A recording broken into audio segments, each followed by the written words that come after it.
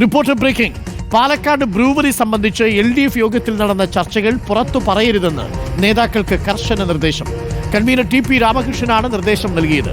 എലപ്പുള്ളിയിൽ മദ്യശാല ആരംഭിക്കുന്നതിനെതിരെ CPIയും RJDയും CPMനെ രൂക്ഷമായി വിമർശിച്ചിരുന്നു. ഈ വിവരം പുറത്തു പോകുന്നത് ആർക്കും നല്ലതല്ലെന്നായിരുന്നു TPയുടെ പക്ഷം. മാധ്യമങ്ങൾ സർക്കാരിനെ കടന്നാക്രമിക്കുന്ന സാഹചര്യത്തിലാണ് നിർദ്ദേശമെന്നാണ് വിശദീകരണം. റഹീസ് റഷീദ് ചേരുന്നു കൂടുതൽ വിവരങ്ങളുമായി. Rahees Rasheed, good morning once again. പുറത്തു പറയരുതെന്ന് TP രാമകൃഷ്ണൻ പറഞ്ഞത് പുറത്തറിഞ്ഞു അല്ലേ?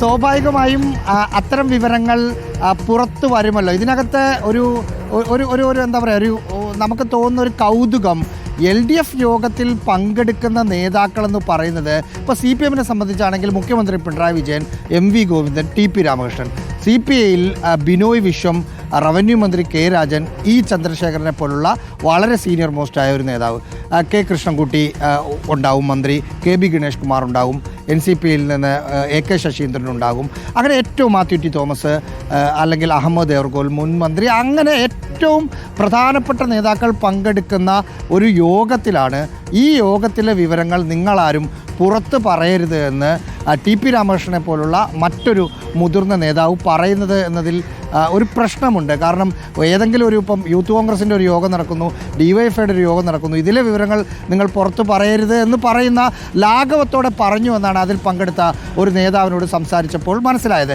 പക്ഷേ അതിലൊരു വിശദീകരണമായി പറഞ്ഞത് മാധ്യമങ്ങൾ LDFനെയും സർക്കാരിനെയും ഇടതുമുന്നണിയെയും ഒക്കെ കടന്നാക്രമിക്കുകയാണ്. ഈ ഒരു പശ്ചാത്തലത്തിൽ ഇതിനകത്ത് CPIയും RJDയും കൂടി CPMനും സർക്കാരിനുമെതിരെ രംഗത്ത് വന്നു എന്ന് പറയുന്നത് ആർക്കും നല്ലതല്ല. അതുകൊണ്ടാണ് പുറത്തു പറയരുത് എന്നത് എടുത്തു പറയുന്നത് എന്ന് പറഞ്ഞാണ് TP രാമകൃഷ്ണൻ വിശദീകരിച്ചത്. കാരണം ഇന്നലത്തെ ഇടതുമുന്നണി യോഗത്തിൽ CPIയും RJDയും സർക്കാരിനെ വലിയ തോതിൽ കടന്നാക്രമിച്ചു. സർക്കാർ പുറത്തും അകത്തും പറഞ്ഞ വാദങ്ങളെല്ലാം, അതായത് ബ്രൂവറിയുമായി ബന്ധപ്പെട്ട് വെള്ളപ്രശ്നമുണ്ട്, ഭൂവിനിയോഗത്തിൻ്റെ പ്രശ്നമുണ്ട്, കർഷക പ്രശ്നമുണ്ട് എന്നൊക്കെ ആവർത്തിച്ച് ഓരോ പോയിന്റ് വൈസായി ബിനോയ് വിശ്വവും വർഗീസ് ജോർജും ആ യോഗത്തിൽ പറഞ്ഞിരുന്നു. അതുകൊണ്ട് സംസ്ഥാന സർക്കാർ അതല്ല എന്ന് പുറത്ത് മാധ്യമങ്ങളോടക്കം പറയുകയും ചെയ്തു. സർക്കാർ പറഞ്ഞത് വിശ്വസിക്കാതെ, എക്സൈസ് മന്ത്രി പറഞ്ഞത് വിശ്വസിക്കാതെ ഇടതുമുന്നണിയിലെ രണ്ടാമത്തെ കക്ഷിയും പ്രധാനപ്പെട്ട ഒരു മറ്റു കക്ഷിയും നിലപാടെടുത്തു എന്നത് പുറത്തു വന്നാൽ മോശമാണ് എന്ന തോന്നലിൻ്റെ അടിസ്ഥാനത്തിലായിരിക്കും TP രാമകൃഷ്ണൻ അങ്ങനെ പറഞ്ഞത്. സ്വാഭാവികമായും ഇങ്ങനെയൊക്കെ പറയുമ്പോൾ ഏതെങ്കിലും തരത്തിലുള്ള ഒരു പ്രതികരണം ആരും നടത്താറില്ല. അതുകൊണ്ട് ആരും ഒരു കമൻറ്റ് പോലും പറഞ്ഞില്ല എന്നാണ് യോഗത്തിൽ പങ്കെടുത്ത ഒരു നേതാവിൽ നിന്ന് മനസ്സിലാക്കാൻ സാധിച്ചത്. Okay, thank you. റഹീസ് റഷീദാണ് നമുക്കൊപ്പം ചേർന്നത്.